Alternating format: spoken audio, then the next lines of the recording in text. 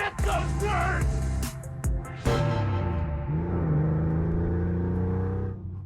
All right, it is time for a brand new edition of the Bid Nerd, your daily nerd on the most interesting car of the day. Hello, Michael Deeb, co-host of the show. My name is John Polnik. I'm the other host here in Las Vegas. Michael Deeb's in San Francisco. We do the show every day for you guys, the nerd out there, and we love you guys. Thanks for subscribing, liking, hitting the notification button. If you haven't done those things already, now is the time. Do it. Be a nerd. Subscribe to the show. What's going on, Michael? Are you excited about today's car? I am, dude. Listen. I'm not a CabrioPhobe, but I always choose coupes. But this is one convertible, John, I would love to own. I think you know this about me. I would never want a Guards Red Porsche. I would jump at this car if I could. Like, this thing looks awesome. I can't wait.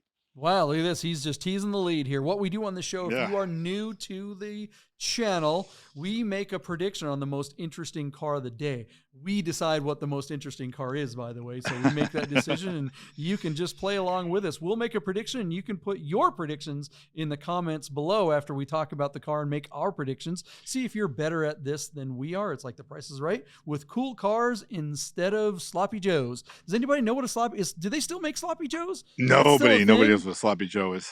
Hamburger helper, isn't that what that was? It was like a sandwich with like you take some cheap burger meat and put some barbecue sauce in it. I don't know. It's like sloppy joes were good. Yeah, sloppy joe is like beef chili without the beans, you know? Yeah, and it's kind of sweet too, right? They put a lot of sugar in it, I think. Yeah, molasses. Molasses means it's better for you, I'm sure. All right. Yeah. This is not a cooking show. We're here to talk about the most interesting car of the day. Michael Deeb, you teased it already. What do we got? All right, I'm bringing trailer is this epic 1989 Porsche 911 Carrera Cabriolet M491 turbo look. JP, this car has just 12,000 miles and is offered at a Thompson, New York. I say the 12,000 miles and say that it is perilously close to one of those cars that the next owner might just put away and hermetically seal. Like, it looks like it's in the condition that you could do that. Like, the car looks perfect. It doesn't look like there's any wear on it at all. There's photographs from underneath the car, and the factory Cosmoline is still covering the motor and parts of the suspension and the gearbox. It would break my heart to think that somebody would buy this car and actually not drive it. I am the type of fool that theoretically, if I could afford this car, I wouldn't care. I would just drive this car. I might not take it on every single rally, but I would certainly buy this car to drive it, have the top down, and just enjoy my life. If the end is near, John, and the apocalypse is coming, I don't need a roof over my head. Just give me all those bad rays right to the dome. I would take them driving this convertible everywhere. The car is spectacular, John. It comes with a COA. It's a nicely optioned car. Of note, there is a hi-fi sound system and a CD player, which were definitely not commonplace on any of the cars from the 80s with Porsche. And then this car also has limited slip differential. That was not standard, and this car has it, which is really nice. It does have basic seats, and I think for a convertible, a car I probably wouldn't drive as aggressively as I would drive a coupe. I think the basic seats would be just fine. Again, I'm not a fan of Guards Red, but this car's condition speaks for itself. It literally looks like a brand new car. So, John, I'm a wide boy, wide body fanboy. I love turbo looks. I've owned one, and I've just gotten a second one. This car is just amazing in this condition.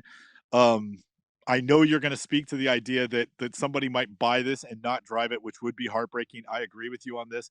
But man, I would drive this car, and I just think that it's going to go for more money than I'd be willing to spend. At the price that this car would go, I'd probably choose a 964 America Roadster and save $10,000 and just get a higher mileage version of that than spend a premium on this car with low miles. And although I wouldn't care, I would drive it and get a scratch on it. I certainly wouldn't want to drive this car into the ground. I'd rather get a beat up 964 and drive it and just not worry about it. But I send this back to you, JP. What do you think of this car? I know you don't love red, but man, doesn't this one look brand new? Man, this is every 80s kid. You know, this is the dream car when we grew up. I mean, everybody wanted one of these when we were a kid. The Guards Red Porsche. No, it's not my favorite color, but I don't hate guards red. Yeah. In this configuration, wide body, top down, with the shark fin on the side. I mean, Sir Mix-a-Lot was on my TV show, Cars Unknown. And, Yeah. when I got the chance to interview him, he said, he was like, there's nothing better than that turbo convertible with the blonde in the passenger seat and her hair Yeah. in the wind. I mean, baby got back for days, right? Your Yeah. car Yeah. and your girl. This is the fantasy. This is the car that's living that 80s dream. Yeah. And I honestly, as much as I love 964s and agree with you, they're kind of the better car. I would probably rather have the G body wide M491 convertible Wow. than Look at that. the Oh man. 964 California. I just, Yeah. but I'm with you. I would look, if it were me, if it were my money, I'd be looking for one with higher miles that I could drive. Yeah. Yeah. And I'm with you. I'd want to save the money. This is kind of like the Ferrari 348 that we talked about, I think yesterday. That car, I love 348s, but that car was a Speciale, which just makes it a car that you would feel bad putting miles on. Right. I want one that I can drive because I'm Yeah. not the guy that's going to let it sit.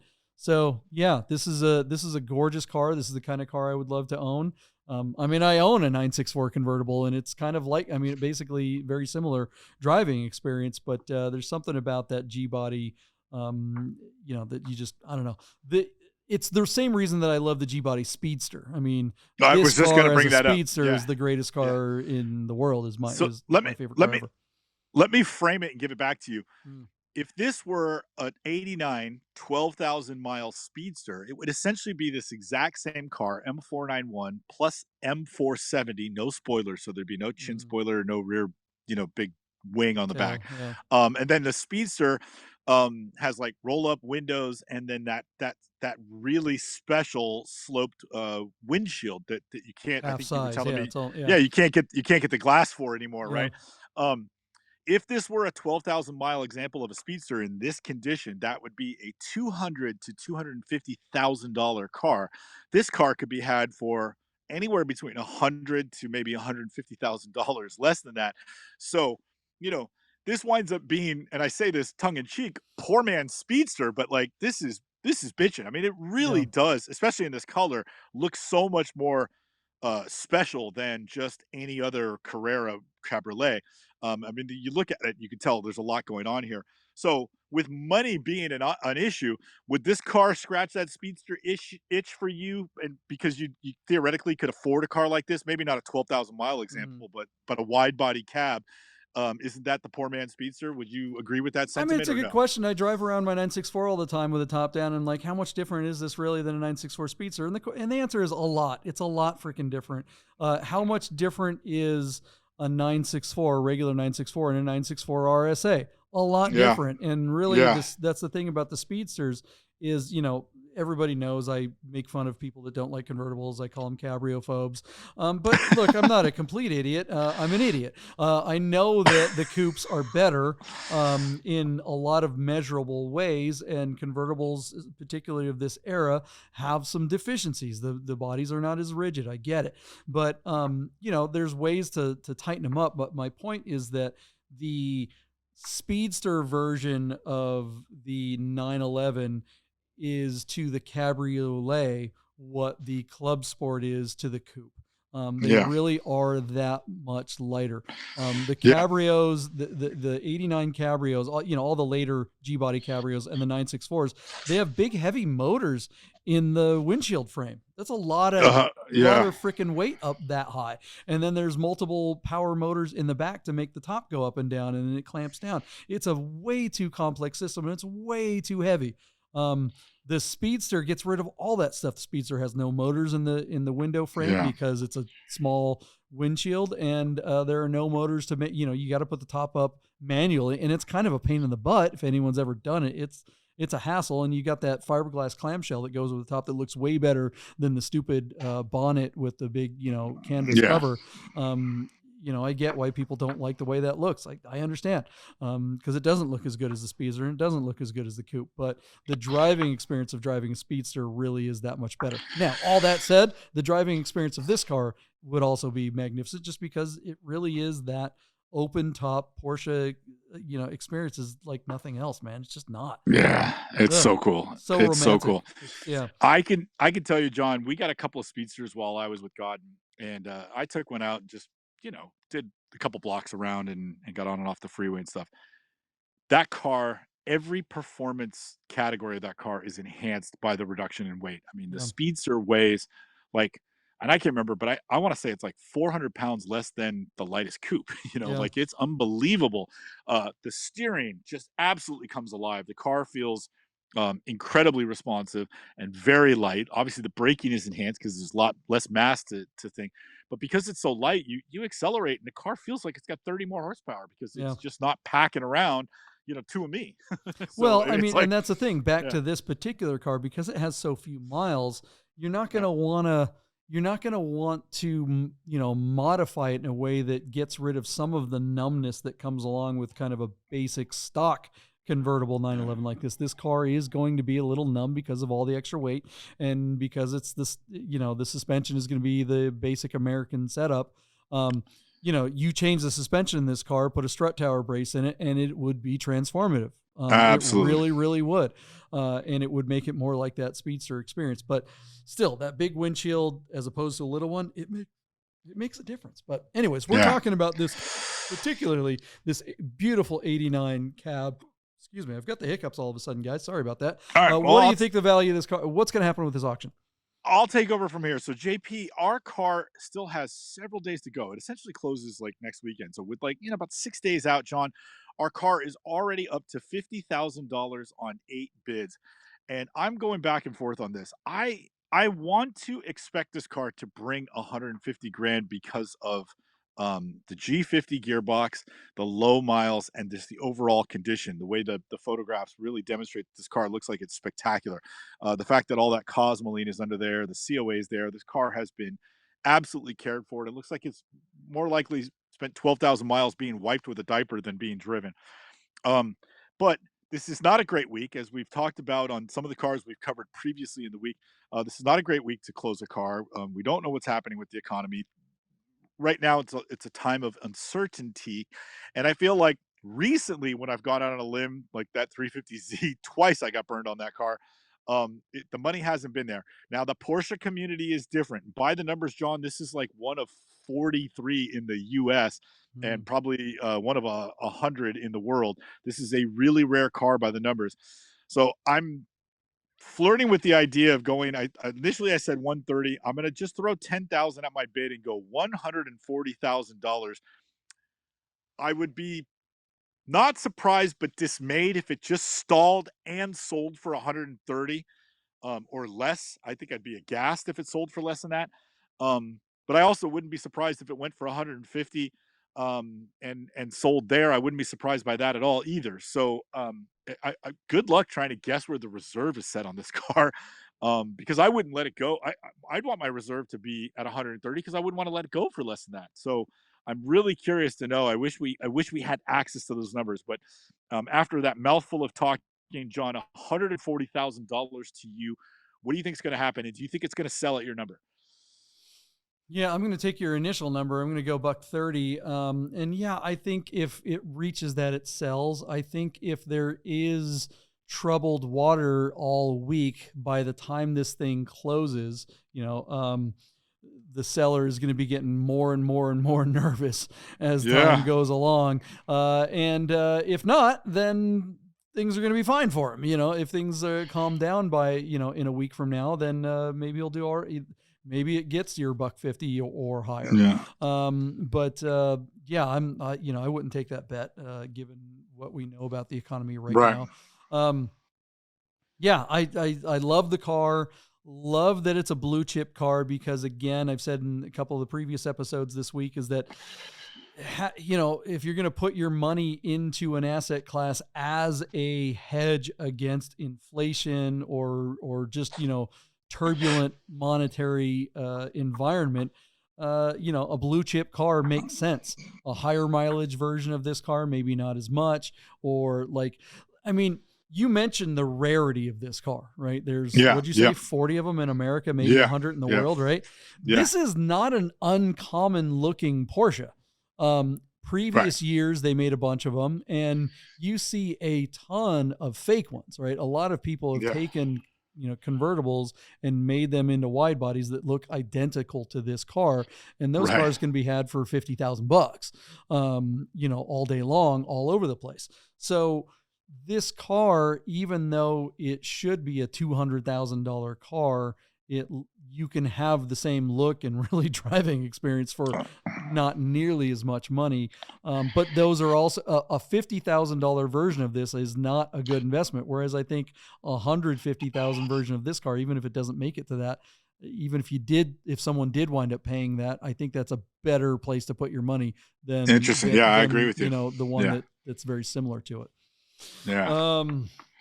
What do you guys think? Are we totally off Yeah. on here? Is everything fine? Nothing to see here? Are you guys like the little dog in the flames of hell?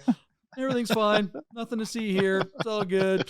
Or are you like, maybe buying a classic car isn't the thing to do right now. Let us know in the comments below. Let us know what your bid is right now. And if you haven't hit the subscribe, like, and notification button yet, please do so now. John, yes, I just want to share one funny thing that reminded me of your little analogy there. Back in the day, remember the Far Side cartoon? I do. There was like a Gary desk Larson. calendar. So yeah, Gary Larson. So it was like a single frame cartoon. And it was basically the devil with a pitchfork in the flames of hell and his assistant with a clipboard. And there's two people in the background that are like, with pitchforks, and they're like cutting rocks in the flames of hell, just suffering. And a guy goes by with a wheelbarrow, and he's whistling, and there's little music notes coming up, and he's just walking on by. And and the devil is saying to his assistant, he goes, I just don't think we're getting through to that guy. I don't know if it's relevant, but my favorite comic strip from him is the one where there's it's the gallows. There's an electric chair, and they're walking the dude in, and the two guards are in the corner, and they're snickering because when you look at the chairs, there's the thumbtack on it. That's pretty good. I feel like pretty that's good. us. All right, guys. All right, the show is not over. The whole other half, we will find out what happens with this Porsche right after this. Hey guys, I gotta tell you about our friends Godden Porsche of Las Vegas and Godden Classic. If you're looking for a new Porsche or a classic, you gotta call our friend Steve at Godden, this guy. 1989 linen gray metallic G50 cab. Is that gonna be for sale? It is gonna be for sale. The car only has 65,000 miles. Save yourself the hassle of screwing around with all the auctions like we always talk about, and just talk to Steve. He'll find you the classic Porsche you're looking for. Godden Porsche of Las Vegas. If you love watching car videos on YouTube, you gotta check out my channel, The Rami Show. Oh, this car! I am driving a 2020 Lamborghini SVJ. This car, watch this.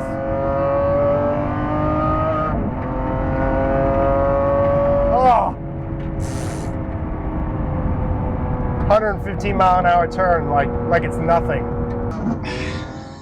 Yeah, our friends at Godden Porsche, whenever Rami wants to come and test drive a car, they're like, I don't know. Yeah. After watching his show, who would let Rami test drive a car after watching that?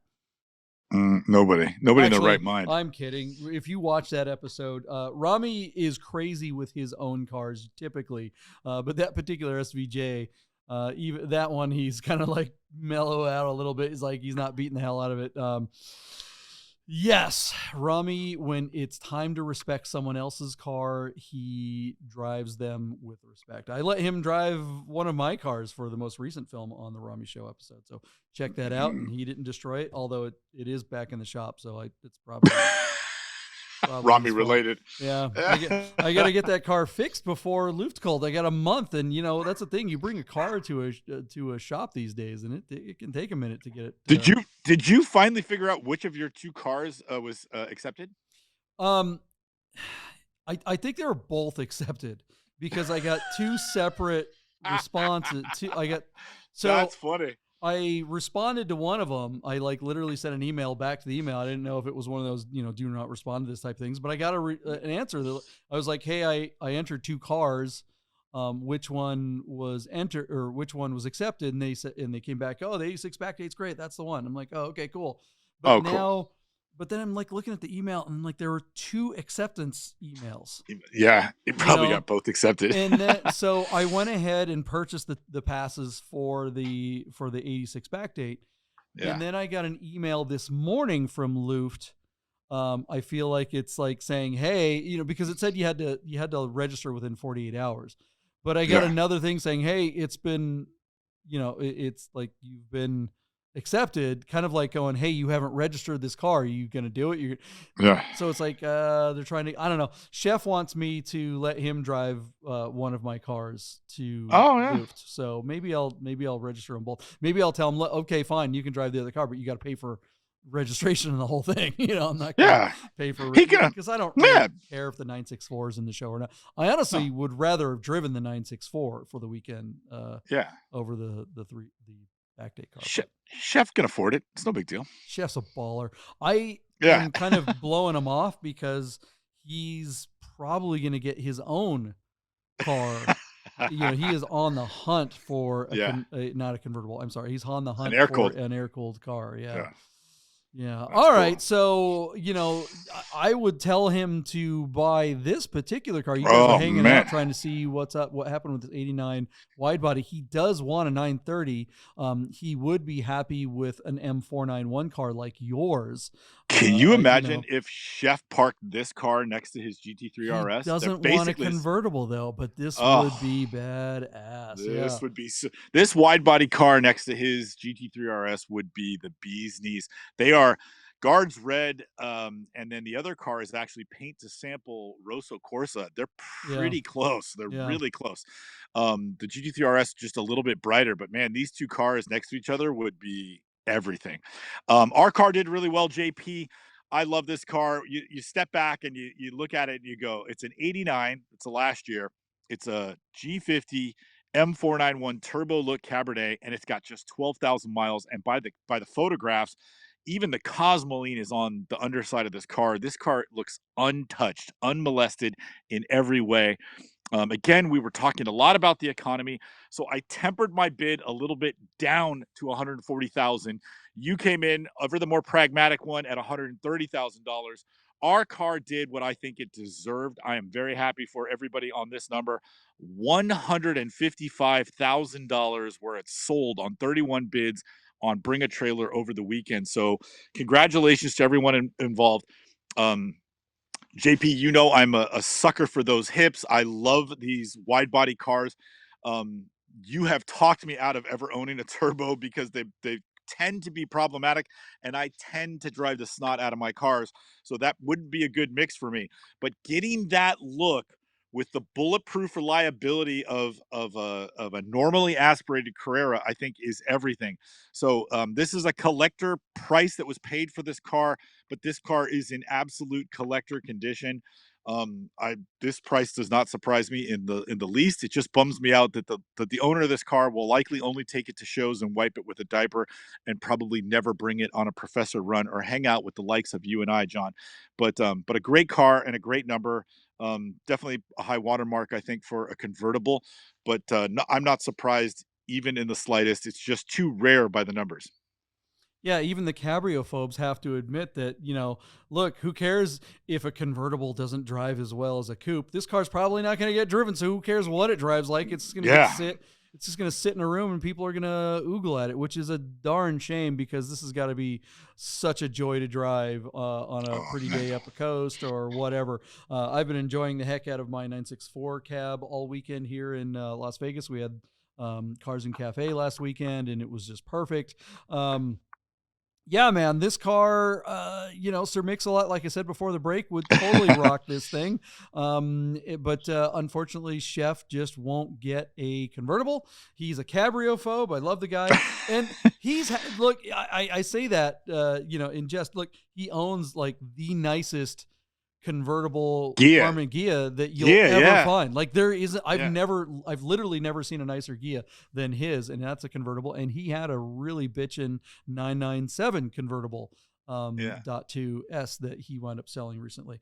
Didn't Chef have a black Ghia with like red seats and white wall tires? I mean, it's stunning. Yeah, that car is gorgeous. Unreal hot. I mean, that's Chef is tanned year round. Like even when there's no sun in Vegas, he's always tanned. It's like what sorcery is going on there? You would think he owned a convertible and drove it around with no hat on all the time.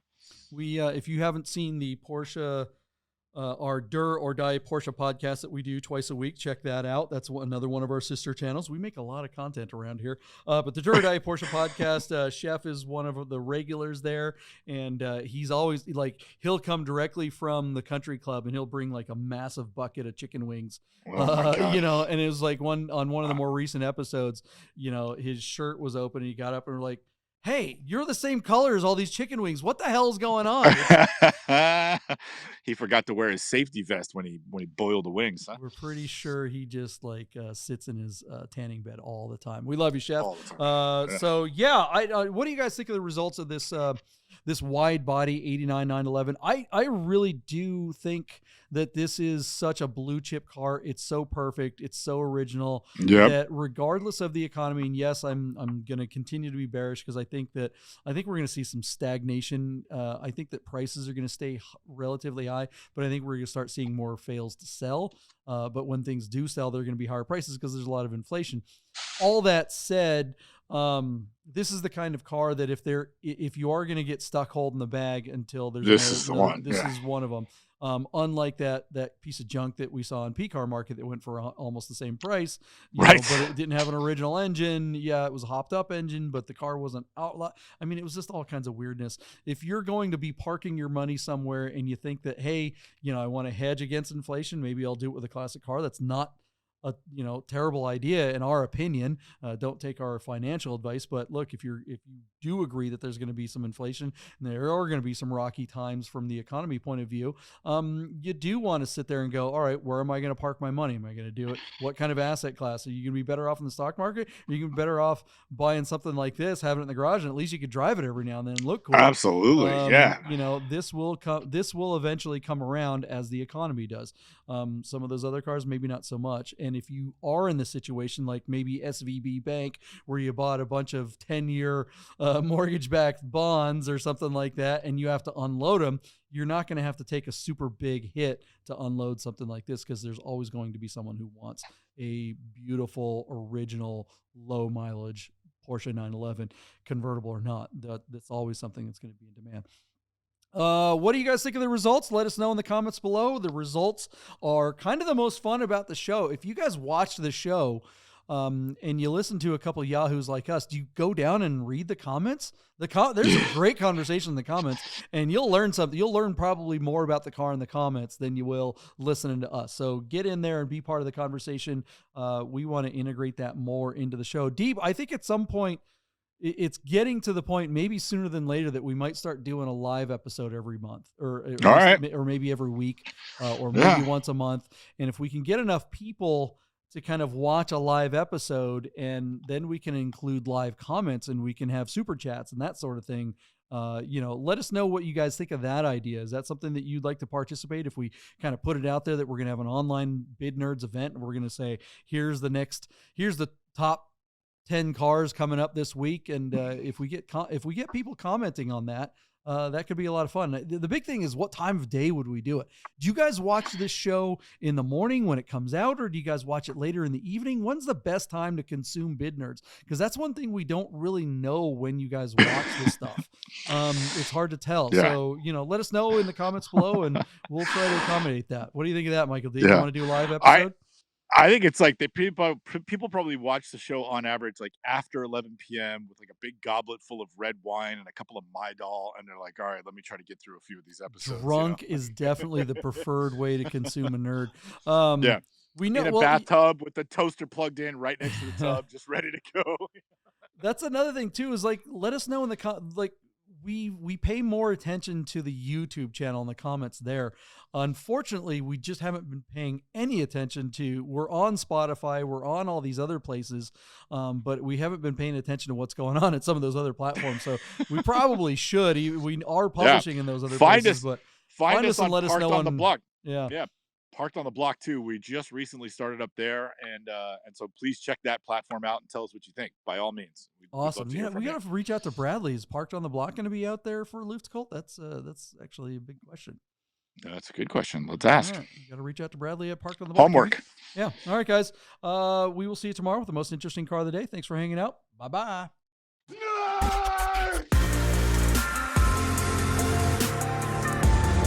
Get those nerds!